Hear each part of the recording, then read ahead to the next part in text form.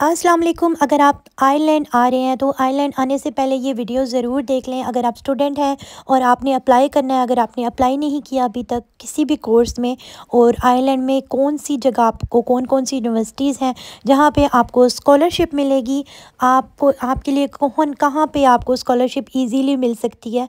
Dublin में अगर आप आ रहे हैं तो कौन कौन सी ऐसी यूनिवर्सिटीज़ हैं जो आपको अच्छे से पढ़ाएंगी, जहाँ पे मतलब स्कोप बहुत ज़्यादा है, वो सब मैं आप सबको बताऊंगी। साथ में आपको लिंक भी दूंगी जहाँ पे आप स्कॉलरशिप अप्लाई कर सकते हैं, और बहुत सी ऐसे पॉइंट्स बताऊंगी जो कि हिडन चीज़ें हैं जो मैं आप सबके साथ आज इस वीडियो में शेयर करने वाली हूँ। स्टूडेंट के लिहाज से जो आने वाले हैं, अगर आप स्टूडेंट हैं और पाकिस्तान से भी आने वाले हैं, या फिर आप यूके से यहाँ पे शिफ्ट होना चाहते हैं। बहुत से लोग यूके से आयरलैंड शिफ्ट हो रहे हैं, अपनी पढ़ाई को लेके बहुत ज़्यादा कंसर्न है कि बाद में वो फैमिली के प्रॉब्लम्स हो रहे हैं जो वहाँ पे यूके में आजकल न्यू जो रूल्स हैं वो इम्प्लीमेंट हो रहे हैं, जिसकी वजह से बहुत से न्यू स्टूडेंट भी मूव होके आयरलैंड आ रहे हैं। तो उन सब के लिए भी कौन कौन सी यूनिवर्सिटीज़ बेस्ट हैं, डबलिन में कौन कौन सी ऐसी यूनिवर्सिटीज़ हैं जो आपको स्कॉलरशिप भी दे रही हैं और आपके लिए अच्छी भी हैं, वो आज की इस वीडियो में हम कवर करने वाले हैं। So stay tuned. और अगर अभी तक आपने मेरे चैनल को सब्सक्राइब नहीं किया तो जल्दी से सब्सक्राइब कर लें और बेल का आइकन प्रेस कर लें। तो सबसे पहले लोगों का ये क्वेश्चन होता है कि अगर हम आयरलैंड आ रहे हैं, पाकिस्तान से आ रहे हैं या यूके से आ रहे हैं, किसी भी दूसरे कंट्री से आ रहे हैं, तो हमारे यहाँ पे आने के बाद हमारा जो आयरिश कल्चर है वो कैसा हमारे ऊपर इम्पेक्ट करेगा, मतलब आयरिश लोग कैसे हैं। तो मैं आपको ये बताती चलूँ, जब हम लोग यहाँ मूव हुए थे तो मैं बहुत ज़्यादा डरी थी कि पता नहीं हम फर्स्ट टाइम यूरोप में जा रहे हैं, पता नहीं यूरोपियन, हमने सुना था कि बहुत ज़्यादा उनका ना अजीब सा एक वो थोड़े से जैसे नखरे वाले होते हैं, वो हमने सुना हुआ था। और हाँ, हमने देखा हुआ भी था कि हम जब दुबई में थे तो वहाँ बाहर के अंग्रेज़ हर किस्म के वहाँ पे तो आते थे, तो हमें नहीं पता वो कहाँ से आए, लेकिन हमने जब भी देखा उनका रूड बिहेवियर ही ज़्यादा वहाँ पे भी हमने देखा। तो वही हमें माइंड में था कि पता नहीं आयरिश पीपल कैसे होंगे। जब हम लोग दुबई से यहाँ मूव हुए तो हमें भी बहुत इस तरह की बातें थी। बट अगर मैं आपको अपना एक्सपीरियंस बताऊं कि आयरिश इतने नाइस कि मैं आपको बताऊं कि वो हर बंदे को पीछे छोड़ गए हैं। इतना उनका स्वीट, इतने प्यार से वो बोलते हैं। ख़ास कर इनके जो ओल्ड पीपल हैं वो बहुत अच्छे से बोलते हैं, जो इनके जवान हैं वो भी बहुत अच्छे से बोलते हैं। इनके टीचर्स बहुत नाइस होते हैं और ये बिल्कुल भी ना पोलाइट लहजे में बोलते हैं, और इनका लहजा बहुत ही मीठा, बहुत अच्छा इनका अंदाज़ और इनका समझाने का अंदाज़। अगर हम स्टूडेंट की बात करें तो टीचर स्टूडेंट्स के साथ इतना कोई फ्रेंडली है कि मैं आपको बता नहीं सकती। अगर हम मेरे बच्चों की बात करें, छोटे बच्चों के साथ तो चलो ये बहुत अच्छा बिहेवियर रखते ही हैं, लेकिन ये बड़ों के साथ भी उसी तरह बात करते हैं, बहुत ही नाइसली और पोलाइटली बोलते हैं। और अगर इनको कुछ समझाना भी होता है तो ये बहुत ही अपने एक इनका स्वीट सा अंदाज़ है, उसी में समझाते हैं, जिसमें ये दूसरों को बिल्कुल फील भी नहीं होने देते कि इन्होंने कोई हमें इस तरह की बात जो उनको बुरी लगी है वो हमें समझाइए। तो इनके टीचर्स बहुत ही नाइस हैं। तो अगर हम बात करें यूके, कनाडा, अमेरिका या आयरलैंड, तो आप सबको ये मैं बताती चलूँ कि लोग इन सब को छोड़ के आजकल आयरलैंड मूव क्यों हो रहे हैं, क्योंकि यही वजह, यहाँ पे एक लैंग्वेज बैरियर बिल्कुल नहीं है, आपको बिल्कुल लैंग्वेज का प्रॉब्लम नहीं है, यहाँ की पीपल बहुत नाइस है, यहाँ की स्टडीज़ बहुत अच्छी हैं। तो ये सब चीज़ें, और तीसरा चौथा पॉइंट बस सबसे इम्पॉर्टेंट, ये यूरोप में आता है। सो आप यहाँ से पासपोर्ट लेके कहीं पे भी जा सकते हैं। सो एक ऐसा सेफेस्ट कंट्री है, यहाँ पे कोई भी मतलब किसी ने आजकल मैंने नहीं देखा कि कोई बाहर लड़ाई कर रहा हो या फिर एक दूसरे को मार, जैसे कि यूके में और बाकी कंट्रीज़ में होता है, बहुत से क्राइम्स आपको सड़कों पे भी नज़र आते हैं।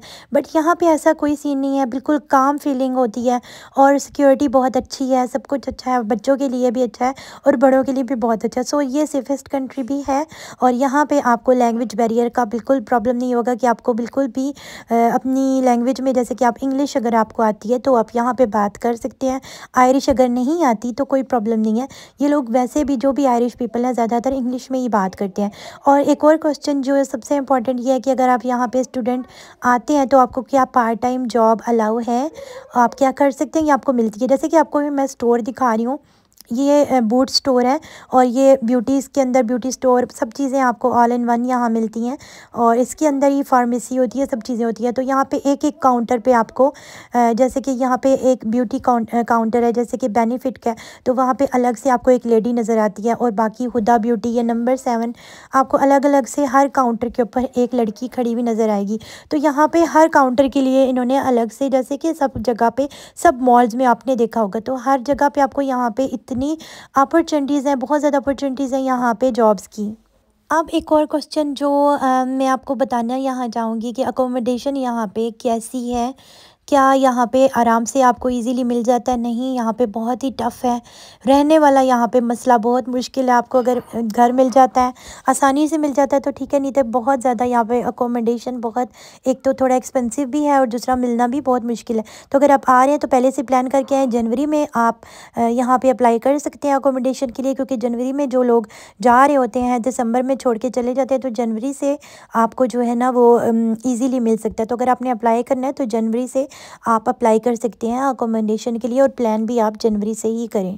जैसे ही आप यहाँ पे लैंड करते हैं, एक तो आपको अकोमोडेशन का मसला होता है, दूसरा आपको खाने का मसला होता है। तो पहले आप ये सर्च करके आएँ कि आप अगर आइलैंड आ रहे हैं तो खाने का इशू आपको ना हो।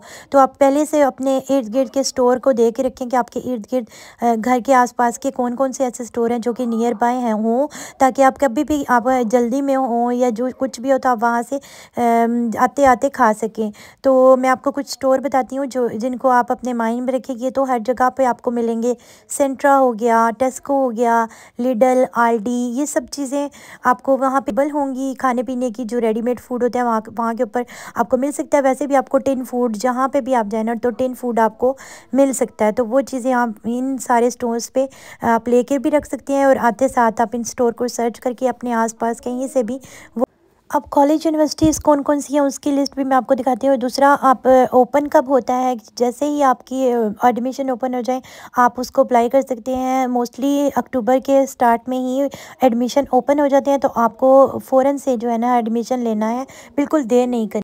तो कॉलेज और यूनिवर्सिटी में आपको स्कॉलरशिप कैसे लेना है, और उसके बाद एक और क्वेश्चन ये आता है कि आपको क्या इंस्टॉलमेंट पे आपकी फ़ीस पे हो सकती है या नहीं। ये बहुत ज़्यादा मेरे रिलेटिव्स ने इतना क्वेश्चन ये हम सबसे पूछा ना, लेकिन मैं उन सबको और आप सबको यही बार बार कहूँगी कि आपको यूनिवर्सिटी पहले सिलेक्ट करनी है। और वो सिलेक्ट कैसे करनी है, आप गूगल पे जाएँ और वहाँ पे जाके लिखें आप कौन सी जगह पे जाके पढ़ना चाहते हैं, क्योंकि आइलैंड कोई इतना छोटा भी कंट्री नहीं है जहाँ पे आप एक जगह पे, मतलब आइलैंड में एक कैपिटल है डबलिन में आपको यूनिवर्सिटीज़ और कॉलेजेस बहुत ज़्यादा मिलेंगे।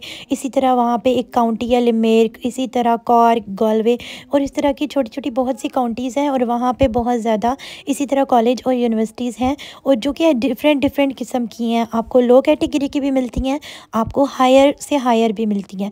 जैसे कि यूनिवर्सिटी ऑफ लिमेरिक है, अगर हम यहाँ लिमेरिक में रहते हैं तो लिमेरिक में यूनिवर्सिटी ऑफ लिमेरिक बहुत ही जानी मानी यूनिवर्सिटी मानी जाती है।